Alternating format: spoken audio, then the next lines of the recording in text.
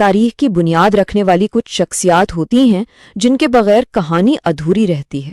آج ہم ایک ایسی ہی عظیم ہستی حضرت خدیجہ رضی اللہ عنہا کی بات کرنے جا رہے ہیں۔ ان کی زندگی، یقین، شراکت داری اور ایک ایسے گہرے اثر کی داستان ہے جو صدیوں بعد بھی ہمارے لیے مشعل راہ ہے۔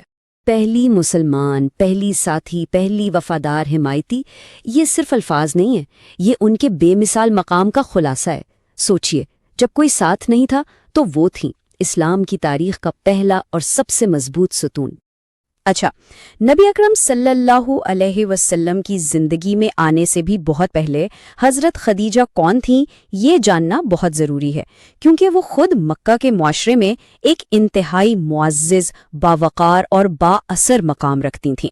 آئیے ذرا ان کی شخصیت کو قریب سے دیکھتے ہیں۔ اسلام کی آمد سے بھی پہلے مکہ کے لوگ انہیں ایک خاص نام سے پکارتے تھے، طاہرہ، یعنی پاکیزگی کا پیکر۔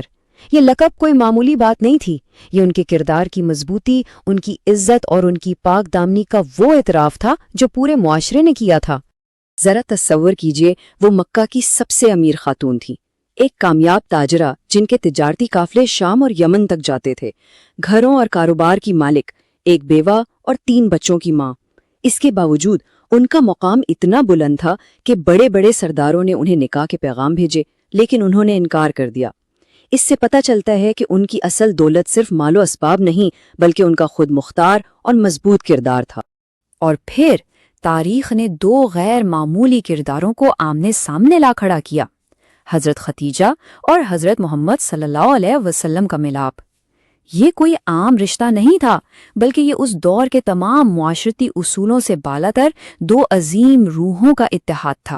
اس منظر کو ذہن میں لائیے، ایک طرف 40 سالہ حضرت خدیجہ، شہر کی سب سے امیر تاجرہ اور ایک بیوہ، اور دوسری طرف 25 سالہ نوجوان محمد، جن کے پاس دنیاوی وسائل تو محدود تھے لیکن کردار کی سب سے بڑی دولت تھی۔ پورا مکہ انہیں الامین یعنی سب سے امانت دار اور الصادق یعنی سب سے سچا کہہ کر پکارتا تھا۔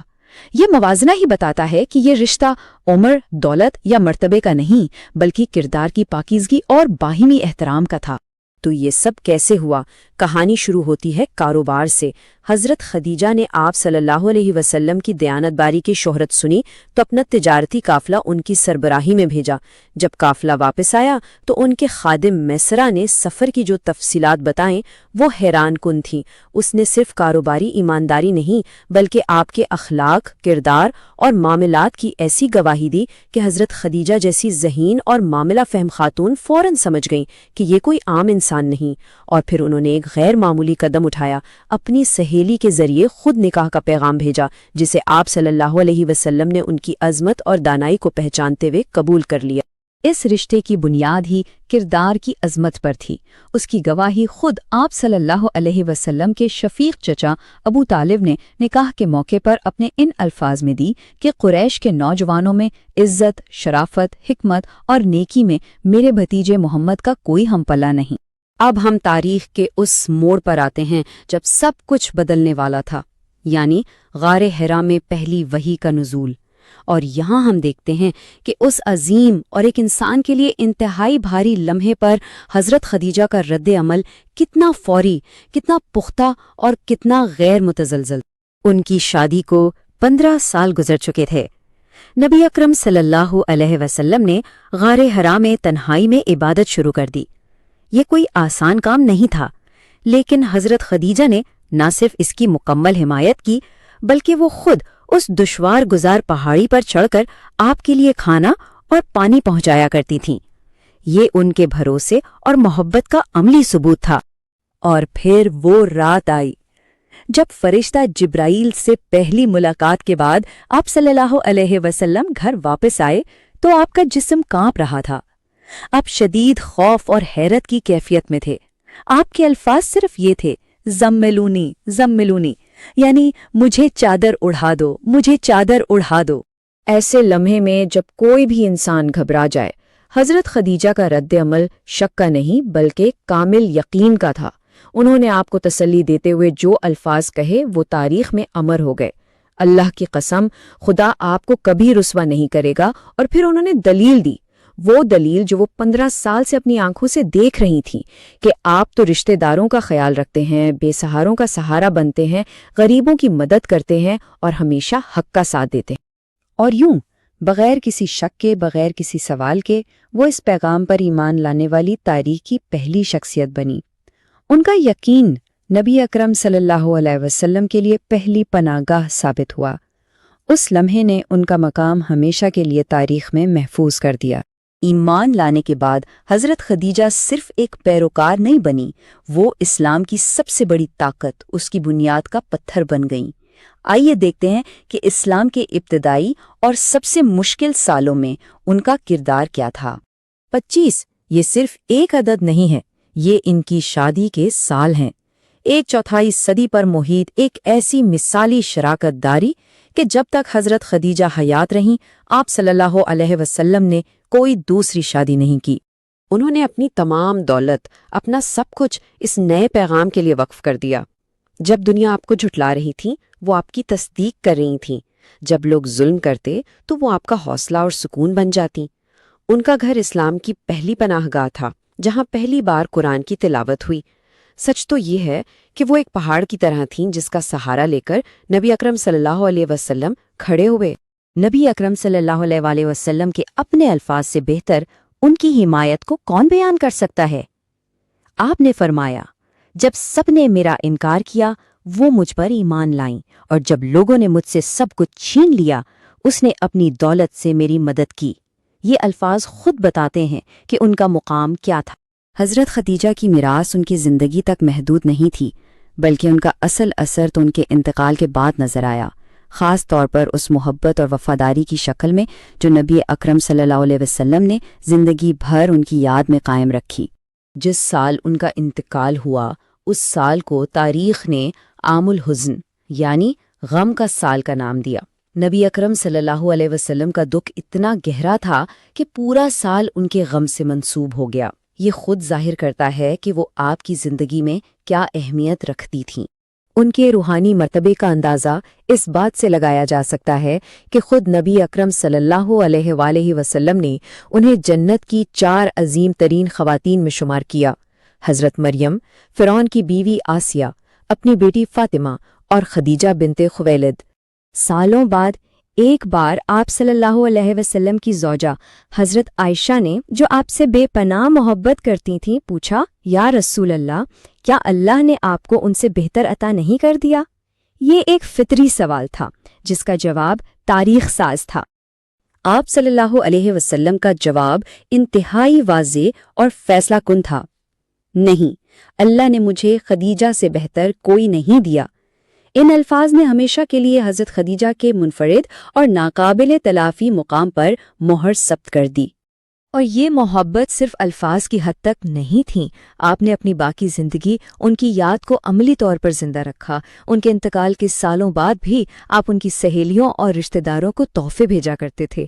ایک بار ان کی ایک دوست ملنے آئیں تو آپ نے ان کے بیٹھنے کے لیے اپنی چادر زمین پر بچھا دی، اور جب آپ نے مکہ فتح کیا تو اپنا خیمہ ان کی قبر کے پاس لگایا۔ یہ وہ وفاداری تھی جو وقت اور حالات کی قید سے آزاد تھی۔ آپ فرماتے تھے، میرے دل میں خدیجہ کی محبت بسا دی گئی ہے۔ تو آخر میں یہ سوال پیدا ہوتا ہے کہ محبت اور پختہ یقین پر قائم ایک میراث حقیقت میں کیسی نظر آتی ہے؟ اس کا جواب جاننا ہو تو حضرت خدیجہ کی زندگی سے بہتر کوئی اور مثال نہیں مل سکتی۔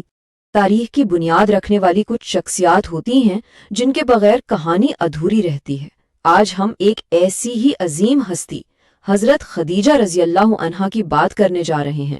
ان کی زندگی، یقین، شراکت داری اور ایک ایسے گہرے اثر کی داستان ہے جو صدیوں بعد بھی ہمارے لیے مشعل راہ ہے۔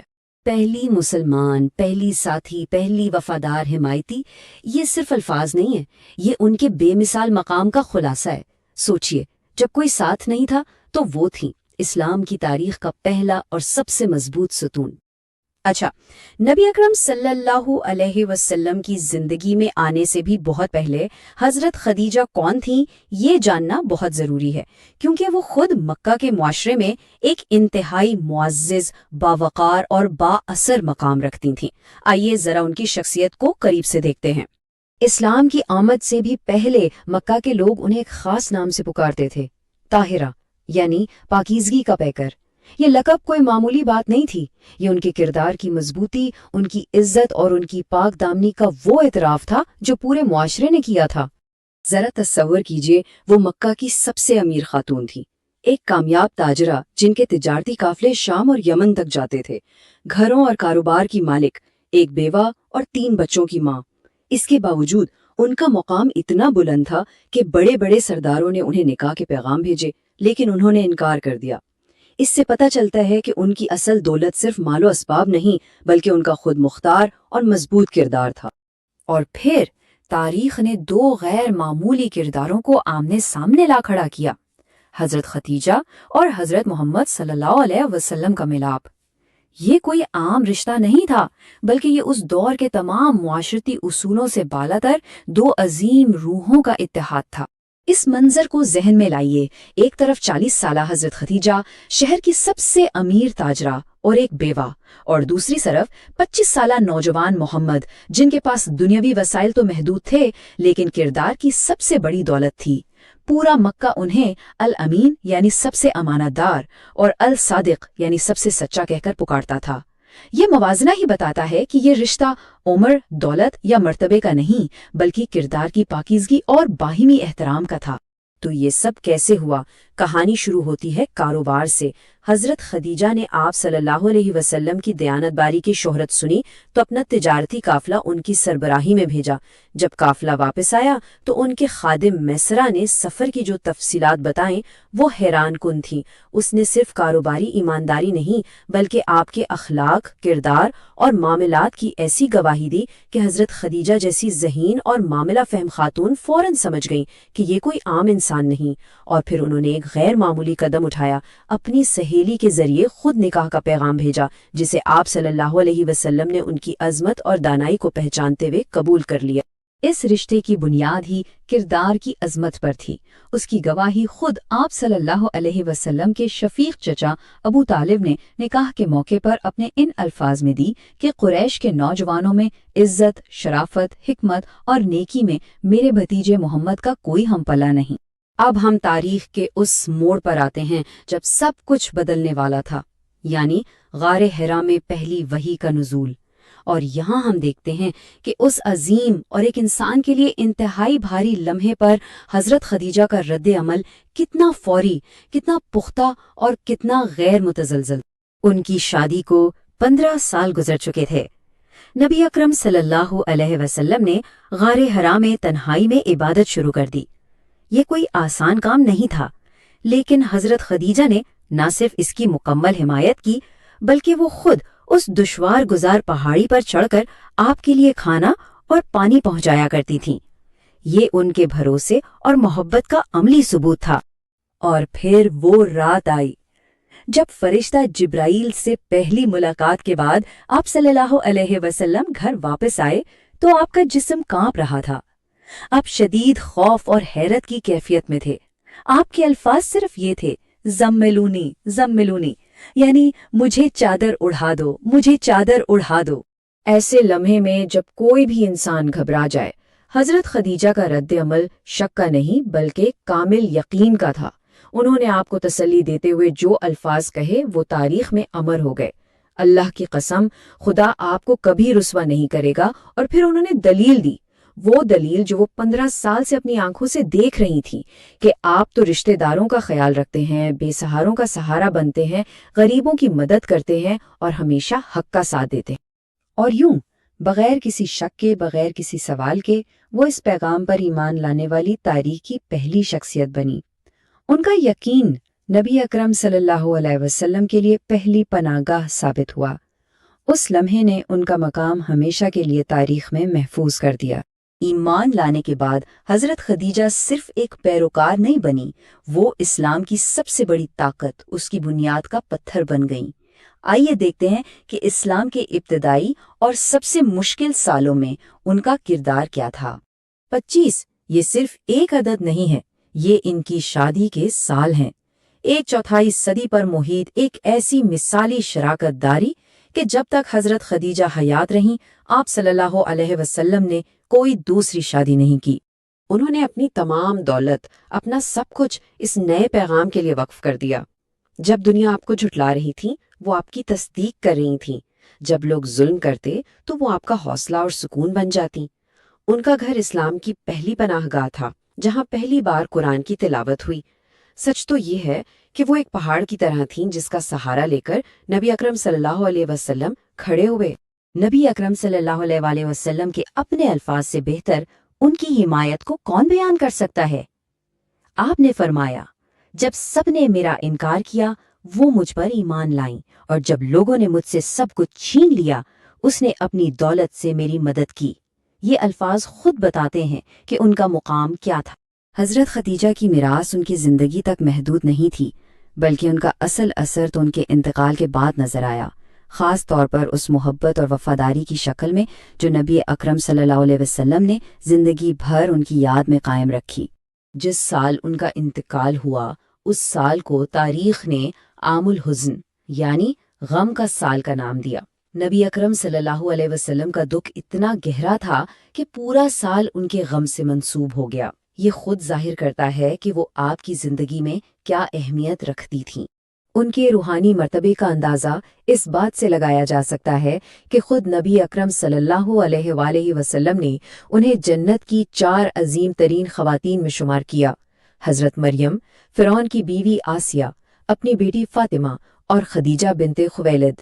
سالوں بعد ایک بار آپ صلی اللہ علیہ وسلم کی زوجہ حضرت عائشہ نے، جو آپ سے بے پناہ محبت کرتی تھیں، پوچھا، یا رسول اللہ، کیا اللہ نے آپ کو ان سے بہتر عطا نہیں کر دیا؟ یہ ایک فطری سوال تھا جس کا جواب تاریخ ساز تھا۔ آپ صلی اللہ علیہ وسلم کا جواب انتہائی واضح اور فیصلہ کن تھا، نہیں، اللہ نے مجھے خدیجہ سے بہتر کوئی نہیں دیا۔ ان الفاظ نے ہمیشہ کے لیے حضرت خدیجہ کے منفرد اور ناقابل تلافی مقام پر مہر ثبت کر دی۔ اور یہ محبت صرف الفاظ کی حد تک نہیں تھی، آپ نے اپنی باقی زندگی ان کی یاد کو عملی طور پر زندہ رکھا۔ ان کے انتقال کے سالوں بعد بھی آپ ان کی سہیلیوں اور رشتہ داروں کو تحفے بھیجا کرتے تھے۔ ایک بار ان کی ایک دوست ملنے آئیں تو آپ نے ان کے بیٹھنے کے لیے اپنی چادر زمین پر بچھا دی، اور جب آپ نے مکہ فتح کیا تو اپنا خیمہ ان کی قبر کے پاس لگایا۔ یہ وہ وفاداری تھی جو وقت اور حالات کی قید سے آزاد تھی۔ آپ فرماتے تھے، میرے دل میں خدیجہ کی محبت بسا دی گئی ہے۔ تو آخر میں یہ سوال پیدا ہوتا ہے کہ محبت اور پختہ یقین پر قائم ایک میراث حقیقت میں کیسی نظر آتی ہے؟ اس کا جواب جاننا ہو تو حضرت خدیجہ کی زندگی سے بہتر کوئی اور مثال نہیں مل سکتی۔